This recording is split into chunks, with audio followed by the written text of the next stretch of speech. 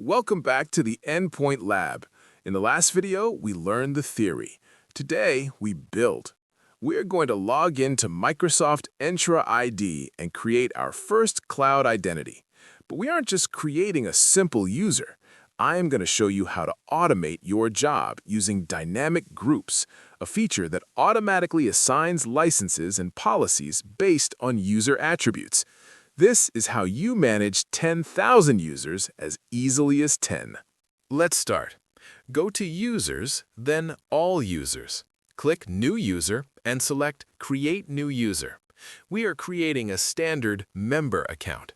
If you wanted to invite a contractor with a Gmail address, you would select Invite External User, but that is for another day. Enter the User Principal Name, or UPN. This is their login email. Let's call him John Doe. Set a password. Now, before you click Review, there is one hidden setting you must change. Click the Properties tab and scroll down to Usage Location. This is the most annoying error in Entra ID. If you do not set a country here, you cannot assign a license to this user later. Microsoft blocks it. Select your country from the list. Do not skip this step. Now, let's talk groups. Groups are how we push policies to devices. Go to Groups and click New Group. Leave the type as Security. Give it a name like IT Department-Manual. At the bottom, look at Membership Type. It defaults to Assigned. Assigned means manual. You have to personally click and add every single user.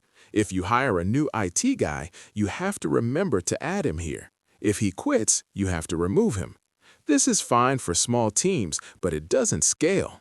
We want automation. Let's do it the pro way. Create another group. Name this one IT Department Auto. Now change the membership type to Dynamic User. This unlocks the Dynamic Query Builder. This logic is a huge part of the MD-102 exam. Click Add Dynamic Query. We're going to write a rule. Property, department, operator, equals, value, IT. This means if any user has the word IT in their job title, automatically pull them into this group. You never have to touch it again. Let's test our robot.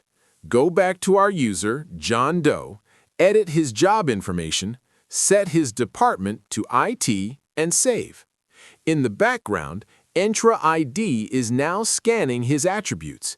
It will realize he matches the rule we just wrote. Go to your dynamic group and check the members.